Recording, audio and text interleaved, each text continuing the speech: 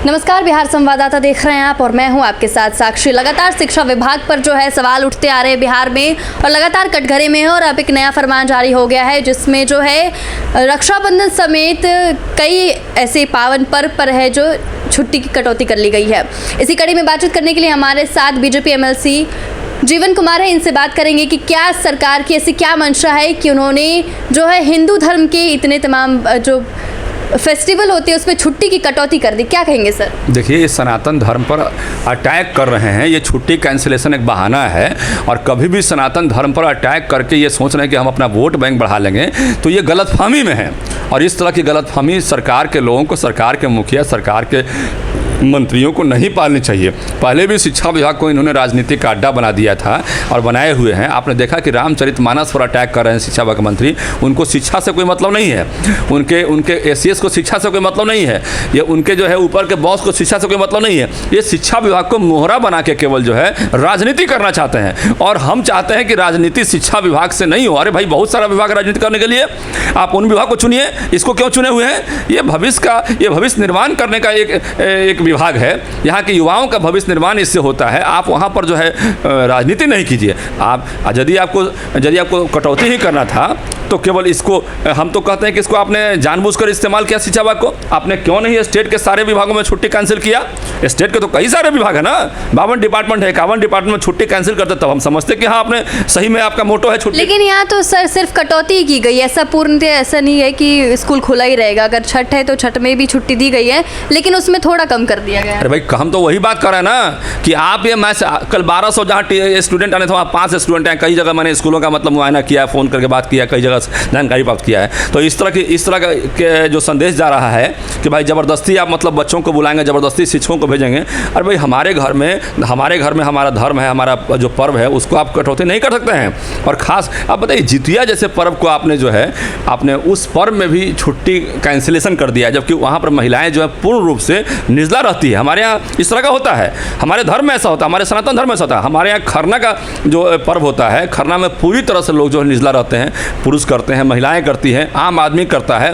तो उस तरह के केसेस में आपने छुट्टी कैंसिलेशन किया है। दुर्गा पूजा पूरे हिंदुस्तान में मनाया जाता है, केवल यही नहीं है। तो जहाँ भी भाईचारा का संदेश करने के लिए सनातन धर्म में हम लोग जो है पर्व में शामिल होते हैं, उस भाईचारा को आप जो है ख़त्म करना चाहते हैं। इसलिए बिहार सरकार का कहना है कि बच्चों के पठन पाठन में जो उनका सिलेबस पूरा नहीं हो पा रहा था, जो प्रॉब्लम आ रही थी, इसी वजह से छुट्टी में कटौती की गई ताकि बच्चे पढ़ सके। बिहार सरकार के उन लोगों से हम पूछना चाहते हैं कि आपको मतलब शिक्षकों को पढ़ाई का दौरान जो है जब जाके जनगणना में लगाए थे उस वक्त ध्यान नहीं आया था क्या आपको? उस वक्त और भी विभाग थे यहाँ पर जिनके पास काम कम है, उन लोगों का क्यों नहीं लगाया आपने?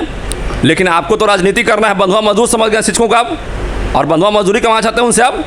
आपको सारा काम के लिए शिक्षक दिखाई पड़ता है, आप पढ़ाने के लिए नहीं दिखाई पड़ता है। आज जब पर्व आया तभी आपको दिखाई पड़ रहा है। अरे आप तो खुद ही चिट्ठी में निकाले हुए हैं, इलेक्शन है, जनगणना है और कई चीज़ें हैं जहाँ शिक्षकों को समय देना पड़ता है। और क्यों देना पड़ता है? उनको भविष्य के निर्माण में लगाइए ना। आप तो खुद ही कर रहे हैं चिट्ठी में निकाल के। चिट्ठी जो निकाले पढ़े आप, उसमें क्या लिखे हैं? उसमें ये लिखे हुए हैं। तो हम कह रहे हैं कि आपको शिक्षकों को भविष्य के निर्माण में लगाना चाहिए युवाओं का, तो आप यहाँ बैठ के राजनीति कर रहे हैं, गलत बात है। तो क्या लगता है बिहार सरकार ने जो ये फरमान निकाला है कि बच्चों की छुट्टी में कटौती की गई है, इसमें कोई बड़ा कारण है? क्योंकि अब राष्ट्रीय स्तर पर जो है नीतीश कुमार प्रधानमंत्री के दावेदार बनने वाले हैं, तो इस कारण से जो है ये ऐसा फरमान जारी किया जा रहा है। अरे कोई दावेदार बनना है नहीं बनना है उससे हम लोग कोई मतलब नहीं। हमारा सीधा मतलब है कि शिक्षा विभाग को राजनीति का सेंटर महागठबंधन सरकार नहीं बनाए, और राजनीति का सेंटर बनाना है तो बिहार के बहुत सारे विभाग बनाइए उसको। यहाँ युवाओं का निर्माण का सेंटर है, यहाँ पर युवाओं के निर्माण, युवाओं के भविष्य की बात होती है, भविष्य की बात लोग सोचते हैं। इसको आप ऐसा नहीं कीजिए। और शिक्षकों को जो है जितने भी अन्य कार्य है शिक्षण के अलावा, उससे आप उनको वंचित कीजिए, आप वहाँ से हटाइए। न कि आप उनको जनगणना, दारू गणना, पशु गणना, सड़क सुरक्षा में लोग तो कई तरह का जो योजना चलाते हैं, सब में शिक्षक को इन्वॉल्व करते हैं पढ़ाई के अलावा। एक तो सिलेबस पूरा नहीं हो रहा है, अब बाकी सब काम में साल में 6 महीने लगाए हुए उनको 100 दिन तो आप उसी में ख़त्म कर दिए उनका। अब बच्चा 100 दिन क्या पढ़ाएंगे वो? एक तो उत्क्रमित में आपका एक भी टीचर नहीं है, कहीं लेबोरेटरी नहीं है। हम चुनाव के पहले गए हैं 900 स्कूल कॉलेज में, कहीं लेबोरेटरी दिखाई नहीं पड़ा। आज बिना टीचर का स्कूल में मतलब कि बच्चा टॉप कर रहा है। आप कैसे टॉप करवा रहा है हमको तो समझ में नहीं आ रहा है। सब राजनीति का सेंटर नहीं बनना चाहिए। अच्छा, क्या लगता है इसमें के पाठक मतलब मंजूरी दिए या उनसे काम करवाया गया? हम तो फिर कह रहे हैं के पाठक को मोहरा बना के यहाँ पर जो है राजनीति का अड्डा बना दिया है शिक्षा विभाग को।